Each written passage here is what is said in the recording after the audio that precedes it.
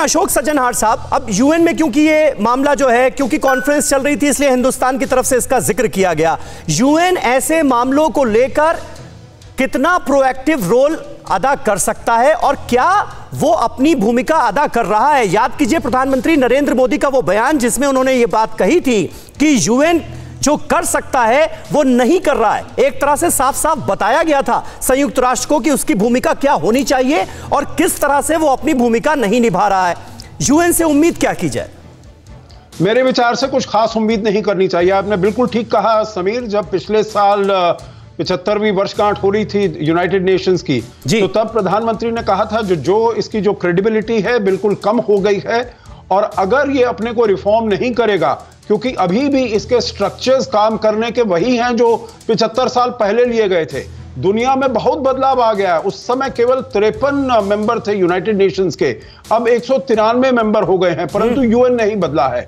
अगर यूएन नहीं बदलेगा तो उसकी जो क्रेडिबिलिटी है, उसका जो रेलेवेंस है वो खत्म हो जाएगा और वो हम देख रहे हैं खत्म हो रहा है। इंडो पैसिफिक बनकर एक स्ट्रैटेजी बनकर आ रही है, क्वाड बनकर आ रहा है, G7+4+3 वाले ऐसे इंस्ट्रूमेंट्स बनकर आ रहे हैं। तो यूएन से मेरे विचार से कुछ खास उम्मीद नहीं रखनी चाहिए, परंतु क्योंकि भारत 2 साल के लिए यूएन सिक्योरिटी काउंसिल का नॉन परमानेंट मेंबर है, तो हमें जो भी एवेन्यूज है इस मुद्दे को उठाने में, क्योंकि फाइनेंशियल एक्शन टास्क फोर्स का भी मैंने नाम लिया है और उसमें भी हमको जो भी एवेन्यूज है उसमें ये इस्तेमाल करना चाहिए। परंतु सबसे महत्वपूर्ण है हमको अपने को शक्तिशाली बनाना चाहिए जिससे कि हम रेट्रिब्यूशन और डिटरेंस कर पाए पाकिस्तान को। देखिए, पुलवामा के बाद बालाकोट हुआ, उरी के बाद सर्जिकल स्ट्राइक हुई। ऐसा ही संदेश देना पड़ेगा। 26/11 जैसे संदेश देने की आवश्यकता नहीं है जो हम अपने को बहुत एक्टिवेट कर रहे हैं, उसका पूरी तरीके से मुकाबला नहीं।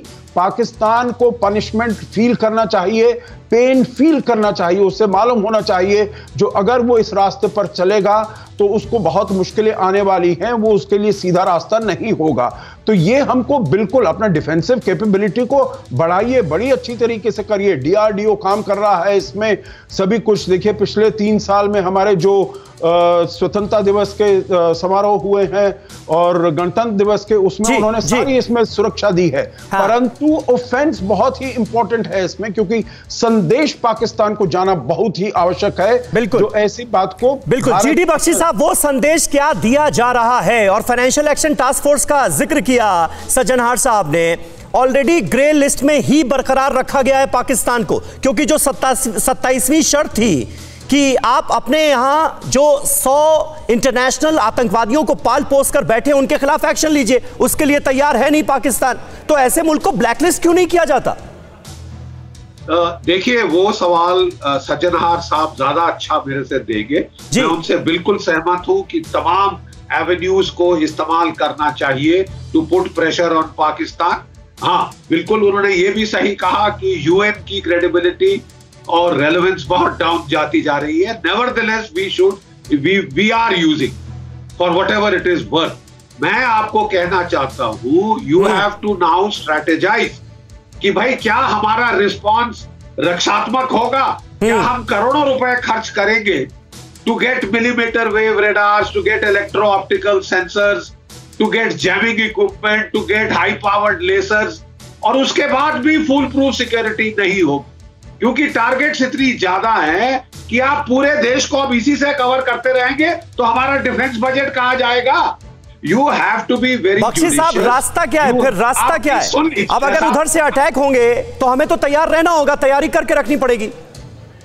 साहब, मैं आपको वही समझाने की कोशिश कर रहा हूं कि तैयारी के 2 तरीके होते हैं, offensive and defensive. Please understand that you must focus on the offensive. यहां जहां बात होती है रक्षात्मक हो जाओ, ये करो, ये खर्चा करो, खर्चा करने को आप राजी नहीं है, डिफेंस कॉस्ट कटिंग हो रही है। मैं आपको बता रहा हूं, you have to go in for an optimal response, you have to go in for a cost effective response, कि जहां आप करोड़ों रुपया खर्चा करेंगे, they should give you the bang for the buck. वो ऑफेंसिव टेक्नोलॉजीज में इस्तेमाल करें ज्यादातर, की उसमें वेस्ट करना, वो जो मिनिमम है उसको करें, जो मिनिमल इंपॉर्टेंट क्रिटिकल टारगेट्स हैं उनको कवर करें, मैं समझाने की कोशिश कर रहा हूं कि साहब आप लाखों करोड़ों टारगेट्स नहीं कवर कर सकते, सब जगह मिलीमीटर वेव रडार नहीं लगा सकते।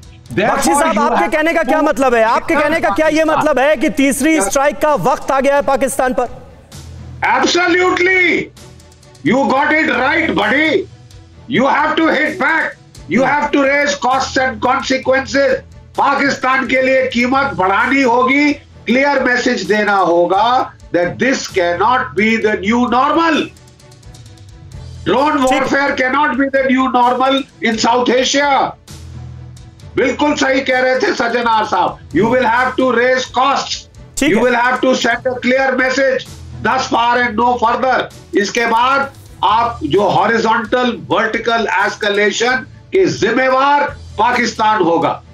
अड़ी सोमवार से शुक्रवार शाम 6 बजे सिर्फ TV9 भारतवर्ष पर।